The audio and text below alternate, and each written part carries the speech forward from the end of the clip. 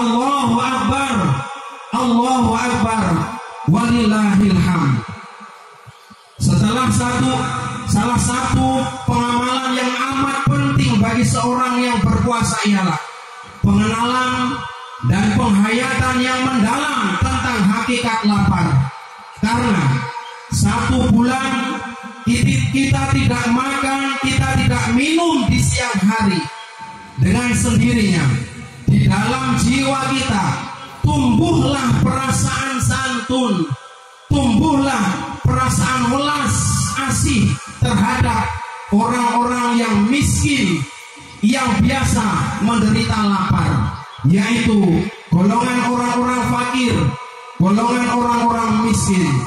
Yang kita dapat sadar, kita akan sadar untuk mengeluarkan tangan, mengulurkan tangan, membantu mereka yang lebih menderita dibandingkan dengan kehidupan kita. Selain berpuasa, Allah SWT mewajibkan kepada seluruh umat muslim, umat Islam yang mampu untuk mengeluarkan zakatul fitrah. Zakat fitrah adalah merupakan kewajiban tahunan yang mempunyai fungsi ganda, sebagaimana disebutkan sabda Rasulullah SAW. Farada Rasulullah SAW zakatul fitri tuhratan lis-shaimin wa tuhratan lil masakin. Rasulullah SAW telah bersabda, telah mewajibkan zakat fitrah sebagai pembersih bagi orang-orang yang berpuasa dan sebagai makanan bagi orang-orang fakir dan orang-orang miskin. Shaumu Ramadana mu'alakun bainas samai wal ardh wa la yurfa'u illa bi zakatil fitri. Puasa Ramadan kita akan selalu bergantungan antara langit dan bumi, dan tidak akan dilangsungkan pahalanya kepada Allah Subhanahu wa taala kecuali dengan mengeluarkan zakatul fitrah. Hadirin jamaah sholat Id rahimakumullah, marilah kita perhatikan sebaik-baiknya kewajiban yang satu ini. Jangan sampai kita lupakan, sebab orang yang mampu, orang yang memiliki tetapi tidak mau mengeluarkan zakatul fitrah, berarti dia telah bakhil terhadap dirinya sendiri, sebagaimana dijelaskan oleh Allah dalam Al-Quran surah Al-Imran ayat 180. Wala yahsabanal ladzina yabkhuluna bima atahumullah min fadlihi wa khairul lahum. Orang-orang yang bakhil dengan harta yang Allah berikan, mereka menyangka bahwa kebakhilan itu baik bagi mereka. Sebenarnya kebakhilan itu buruk bagi kita.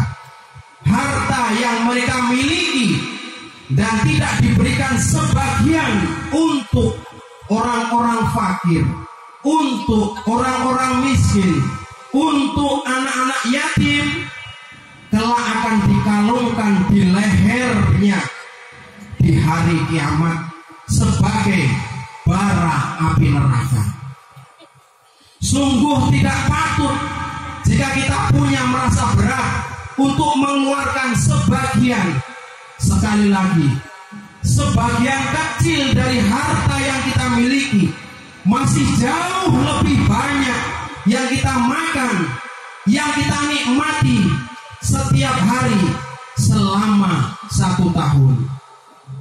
Hadirin jamaah sholat Id rahimakumullah, sebagaimana dijelaskan sabda Rasulullah SAW, as-sakiyu qaribu minallah wa qaribu minal jannah wa qaribu minan nas wa ba'itu minan nar wal bahilu ba'itu minallah ba'itu minal jannah ba'itu minan nas qaribu minan nar wa jahilun sahiyu ahabbu ilallah min abidin bakhilin. Rasulullah SAW memperingatkan untuk kita semua yang hadir pada pagi hari ini, orang yang senang bersedekah orang yang senang berinfak, dekat dengan Allah, dekat dengan surga, dekat dengan manusia, wa baitu minan nar, dan dijauhkan oleh Allah dari api neraka. Wal bahilu, sebaliknya orang yang bakhil, orang yang pelit, kata Rasulullah, baitu minallah, jauh dari Allah, jauh dari surganya Allah, jauh dari manusia, qaribu minanar, dan dekat dengan api neraka. Wajahilun sahiyun ahabu ilallah min abidin bahilin, kata Rasulullah. Orang bodoh rajin ibadah, orang miskin rajin ibadah, orang fakir rajin sedekah, orang bodoh yang rajin sedekah lebih dicintai Allah daripada orang yang kaya. Orang kaya ahli ibadah tetapi bakhil terhadap dirinya sendiri.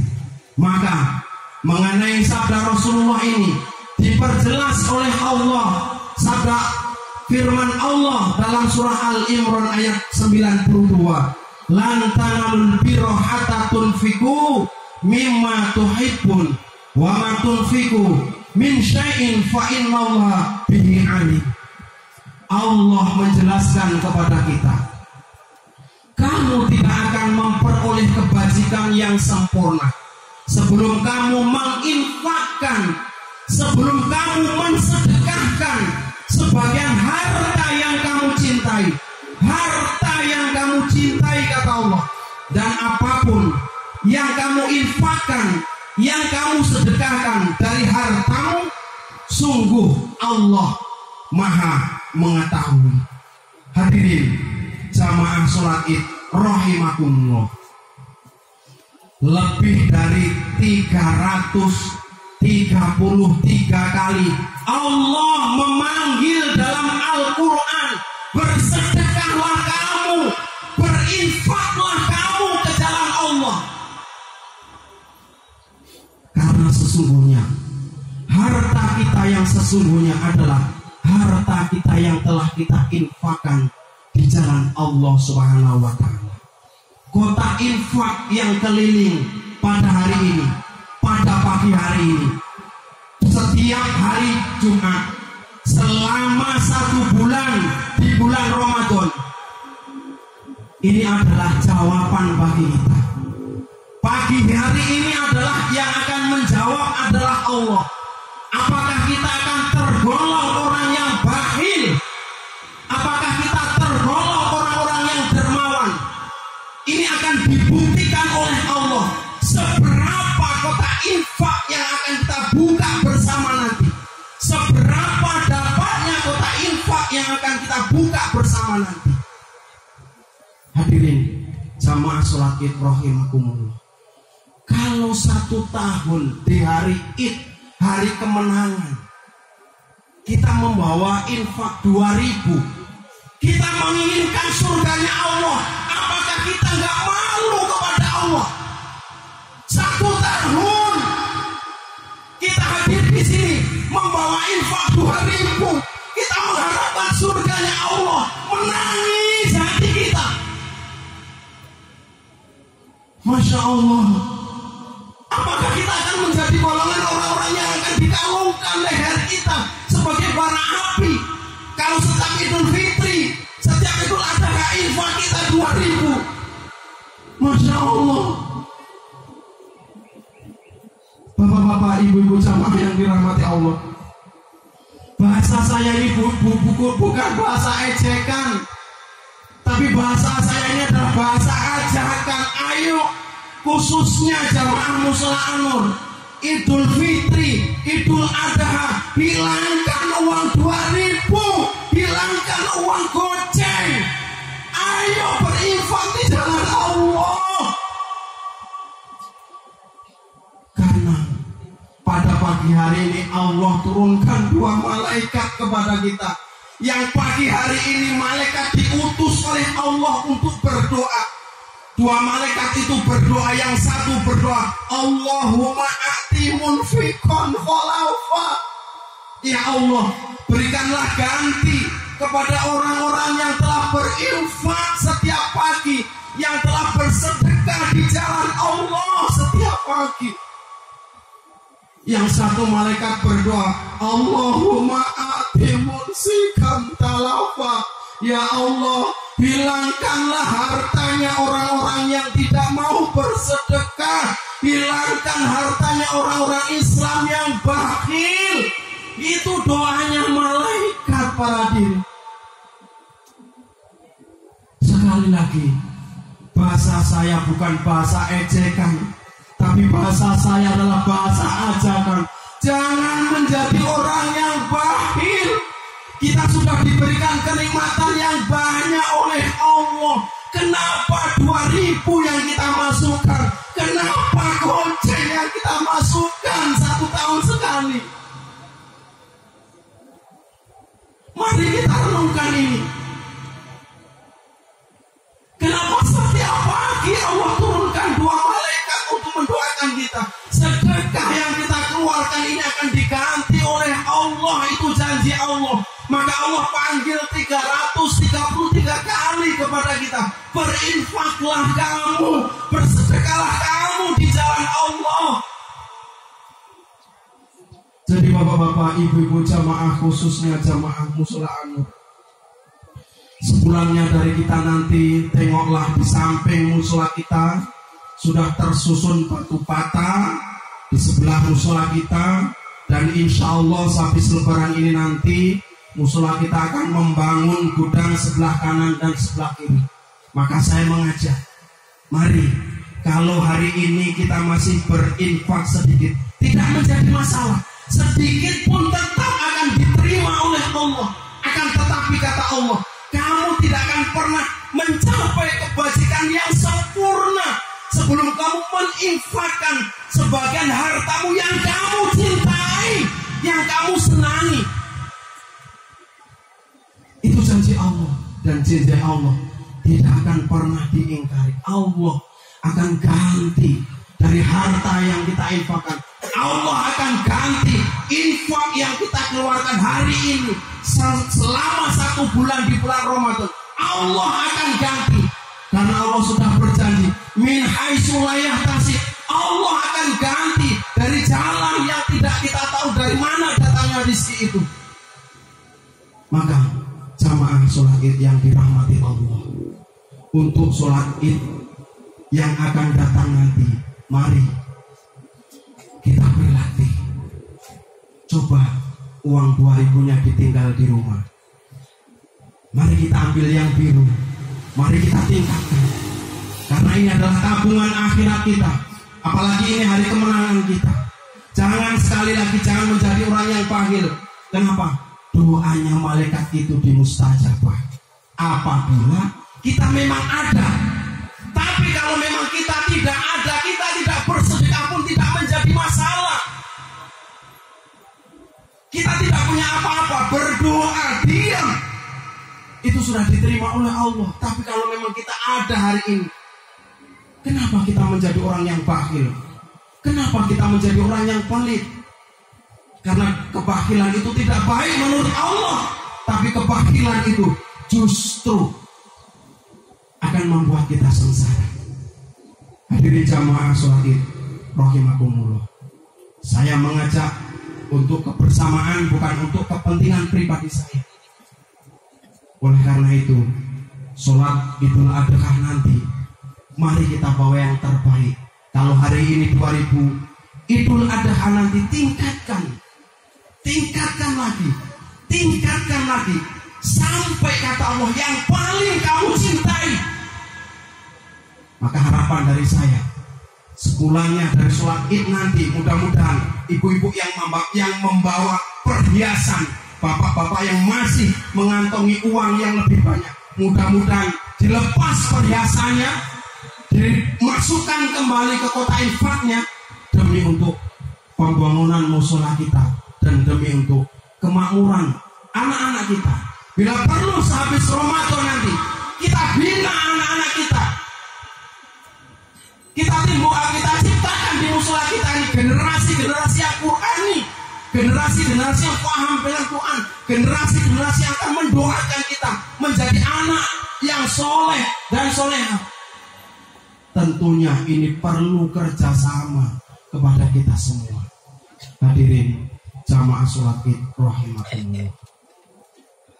Setelah sebulan kita dididik oleh Allah, setelah 1 bulan kita dilatih oleh Allah sedemikian rupa, diharapkan latihan selama 1 bulan ini dapat membekas dan menumbuhkan pengaruh-pengaruh yang positif dalam jiwa dan perilaku kita di bulan dan di tahun berikutnya. Syawal artinya adalah peningkatan. Jadi di bulan Syawal ini segala bentuk ibadah kita, sholat kita, sedekah kita, infak kita, ibadah-ibadah kita harus lebih fokus lagi kita tingkatkan. Jangan sebaliknya, sehabis Ramadan musola kita akan sepi kembali, masjid kita akan sepi kembali. Sebagaimana sabda Rasulullah SAW, "Idza kana akhiru lailati min Ramadan fakatis samawati wal ardu wal malaikatu musibah." Apabila malam akhir di bulan Ramadan, menangislah semua langit, menangislah bumi, menangislah malaikat-malaikat Allah. Karena kata Rasulullah, musibah besar akan menimpa umatku, kata Rasulullah. Maka para sahabat bertanya, musibah apakah yang akan datang sehabis Ramadan ya Rasulullah? Maka Rasulullah menjawab, perginya bulan Ramadan adalah musibah yang besar untuk umatku. Karena belum tentu kita nanti akan bisa kumpul kembali di musola atau di masjid kita. Maka hadirin jamaah sholat Id rahimakumullah, langit menangis, bumi menangis, malaikat-malaikat Allah menangis demi kepentingan kita. Maka sesuainya, seharusnya yang menangis tatkala ditinggal Ramadan adalah kita. Kenapa? Musibah yang besar akan menimpa kita. Ma'asyiral muslimin rahimakumullah, hakikat Idul Fitri adalah kesempatan untuk bersilaturahmi, untuk saling meminta maaf antara sesama umat muslim. Idul Fitri punya makna Idul Fitri yang artinya adalah kembali fitrah, kembali kepada hati nurani, kembali suci, kembali kepada sifat aslinya yang masih bersih dan suci, sebagaimana watak dan dasar yang dianugerahkan Allah kepada setiap anak manusia dari sejak lahirnya. Jadi ada 2 golongan manusia yang nanti pada yaumul kiamah tidak akan mendapatkan pertolongan dari Allah. Yang pertama kata Rasul, qati'ur rahim, orang yang memutuskan tali persaudaraan atau tali silaturahmi. Yang kedua, wajar rusuk, tetangga yang jahat dengan tetangganya, muslim yang jahat dengan sesama muslim, sehingga di hari Idul Fitri ini mereka tidak saling mau memaafkan dan minta maaf di hari kemenangan hari ini. Mari kita jadikan Idul Fitri untuk bersilaturahmi, untuk saling meminta maaf dan saling memaafkan antara sesama. Sebagaimana doa yang selalu kita baca, Allahumma ja'alna minal a'idin wal faizin. Ya Allah, golongkanlah kami orang-orang yang kembali bersih, suci tanpa dosa, dan jadikanlah kami orang-orang yang mendapatkan kemenangan dan keberuntungan. Semoga Idul Fitri tahun ini akan bisa menjadikan diri kita menjadi orang-orang yang lebih rendah hati, selalu mendapatkan kemenangan dan selalu mendapatkan ketakwaan dari Allah Subhanahu wa taala. Dan semoga di tahun ini kita akan diberikan kesehatan oleh Allah Subhanahu wa taala. Aqulu qouli hadza wastaghfiru innahu huwal ghafurur rahim.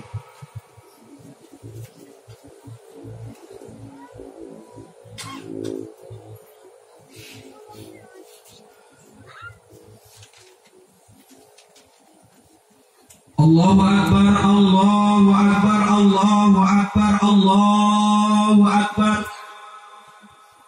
Allahu Akbar, Allahu Akbar, Allahu Akbar, Allahu Akbar kabira walhamdulillahi katsira wa subhanallahi bukratan wa asila. La ilaha illallah wallahu akbar, Allahu akbar walillahil hamd. Alhamdulillahi rabbil alamin alladzina hadana bil kitabil munir. Asyhadu an la ilaha illallah wa asyhadu anna Muhammadan abduhu wa rasuluh. Allahumma shalli wa sallim wa barik ala sayyidina Muhammad wa ala alihi wa sahbihi ajma'in. Wa ya ibadallah, usikum wa nafsi bi taqwallah wa la'allakum tuflihun. Ma'asyiral muslimin rahimakumullah. Akhirnya pada hari yang mulia ini, sambil memanjatkan takbir, sambil memanjatkan tahmid, marilah kita memanjatkan doa, menadahkan kedua tangan kita, berdoa kepada Allah dan khusyuk dan penuh dengan harapan. Allahumma ighfir lil muslimina wal muslimat wal mu'minina wal mu'minat al ahya'i minhum wal amwat innaka sami'un qaribun mujibut da'wat. Rabbana fir lana wa li ikhwanina alladzina sabaquna bil iman wa la taj'al fi qulubina ghillan lil ladzina amanu Rabbana innaka ra'ufur rahim. Ya Allah, dengan sepenuh perasaan dan pengharapan, dengan segala kerendahan dan kelemahan, kami memohon kehadirat-Mu ya Allah. Ya Allah, ampunilah segala dosa dan kesalahan kami. Ampuni dosa-dosa dan kesalahan para istri-istri dan anak-anak kami ya Allah. Ampuni dosa-dosa dan kesalahan para suami-suami kami dan anak-anak kami ya Allah. Ampuni dosa-dosa kedua orang tua kami ya Allah. Ampuni dosa-dosa para guru kami ya Allah. Ampuni dosa-dosa ulama kami ya Allah. Ampunilah semua dosa umat Islam seluruh alam ya Allah. Ya Allah, sampaikanlah pahala Al-Quran yang kami baca selama 1 bulan ini ya Allah kepada ruh Bapak Ibu kami yang telah mendahului kami ya Allah. Ampunilah dosa mereka ya Allah. Sayangilah mereka ya Allah. Selamatkanlah mereka ya Allah. Maafkanlah kesalahan mereka ya Allah. Sinarilah kubur mereka dengan izin dan rahmat-Mu ya Allah. Ya Ghafur, Ya